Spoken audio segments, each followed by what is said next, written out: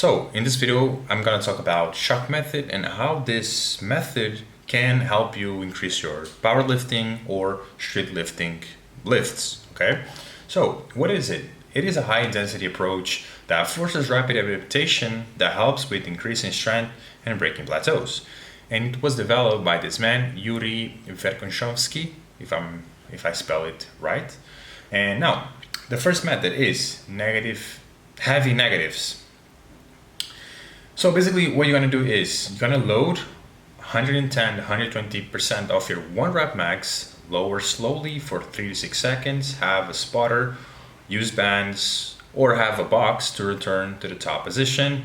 Do 4 to 5 sets for 3 reps. This builds tendon strength and neural drive fast. So, an example with the pull-ups. You start here in the lockout position, you slowly go down till you fully lock. You get the box up in the box again, and then you start here again, and you do it. A simple way to do it. Or in the dips, you start here. You start here, lock out, and you slowly go down, go up in the box, and do it again with the bench. Could be slowly go down. I'll have a spotter helping you get the back up and do it again. Well, this will build a lot of tendon strength, which is important for carrying as much weight as possible, to lift as much as possible. I made a video on tendon. I'll link it here after this video so you can watch it. And neural drive. Yes, by doing heavy loads, you're recruiting a lot of motor units. So this will give you a good adaptation, will help you recruit more neurons so you can lift more. Tendon and your nervous system plays a big role in how much you can lift. This is why there's people that are very skinny, they have almost no muscle, but they can lift a lot of weight. They have strong tendons and a good CNS neural drive. Second method, rest pause. Use 85 to 90% of your 1 rep max. Do 2 to 3 sets, rest 15 to 30 seconds, repeat until failure. 3 or 4 total clusters per set.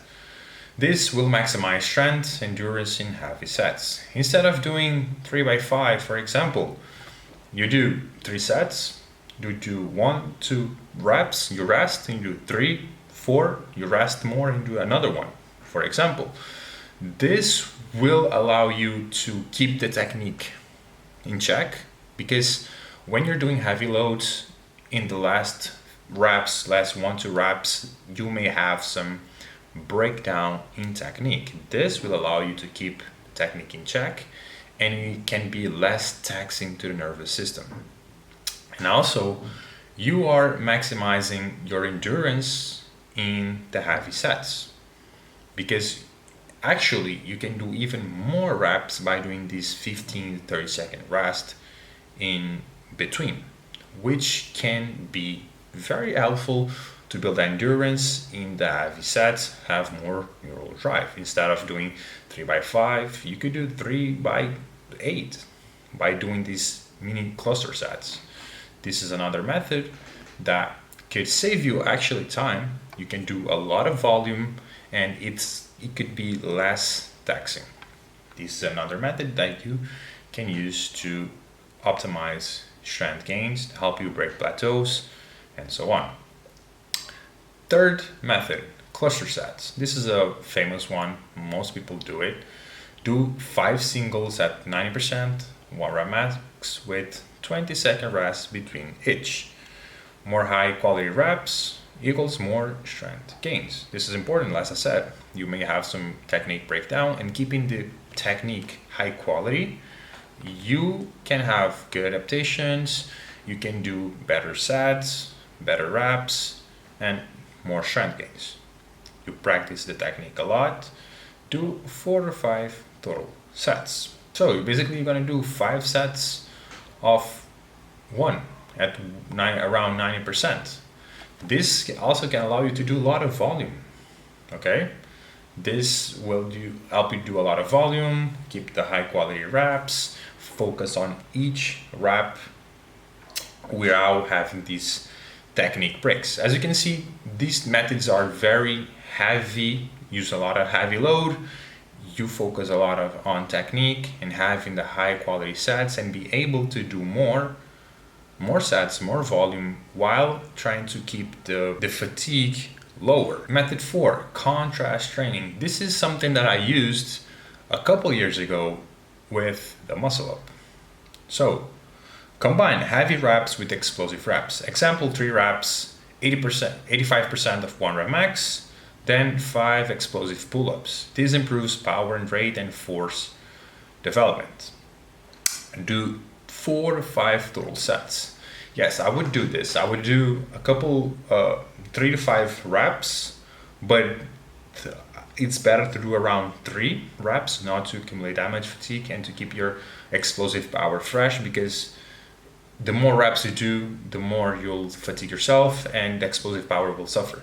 So I do 3 reps with the pull-ups, explosive pull-ups, 3 reps. I try to be as explosive as possible while keeping a good technique. And then I drop the weight and I try to do high pull-ups. This is a very good method for you to learn the muscle up, to get your first muscle up, to make your body improve its force rate development, which is important for the muscle ups. You want to be as explosive as possible. You want to develop your explosive power so you can do muscle ups. And I've applied this to some of my clients. It works well. So for 4 to 5 total sets, and you can apply this to other explosive movements. Clean and jerks, more into weightlifting, can be applied this more than powerlifting or street lifting, but you can always apply this some way or another. Then I think this is the last one of method 5, super maximal holds. Hold 110, 120% 1 rep max at lockout or hardest part of the movement for 8 to 12 seconds. Best for grip, stability, and neural adaptations. 3 to 4 sets per session. This is something that I've seen a couple of street lifters do on the dips. They put 110, 100% of their loads. They go in this lockout position. They stay there for a few seconds. Namely, Pericol, I've seen doing this. Basically, yeah, you put 110, 120% of your 1 rep max. You stay there on the lockout. You stay there for a couple of seconds, and this can help you adapt your body to the load. And if eventually you get to this load to do 1 rep or close, your body already knows the feeling of having that load, and it can help you have more stability. Because a lot of people may have this problem with stability when they're going to attempt a new 1 rep max. For example, on the dips, they're all shaking. They cannot stay still. And this can affect the set or the rep. Can also help you with the grip, stability, and the neural adaptations, which is basically your body getting used to that load. 3-4 sets per session. And yeah, cycle these methods for 4-6 weeks and expect serious strength gains, and use them smart and don't overtrain.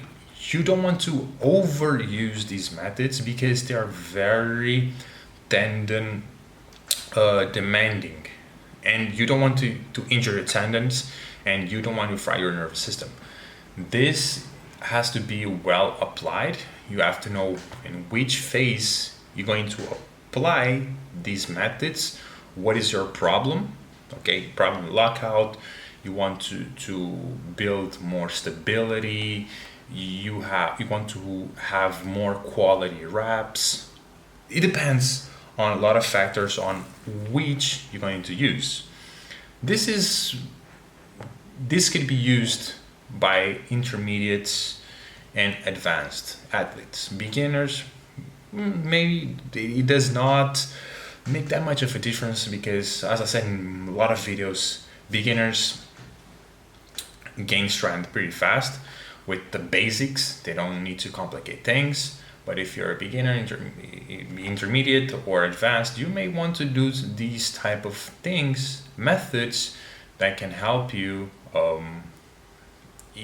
get stronger or break plateaus. But you don't want to overuse it. 4 to 6 weeks is good. You have to cycle through intensity, volume phases, and these high exertion phases that can be helpful, and you have to be smart with programming this. And if you're interested in my coaching, you can schedule a call down below and see if we can train together and I can help you achieve your goals.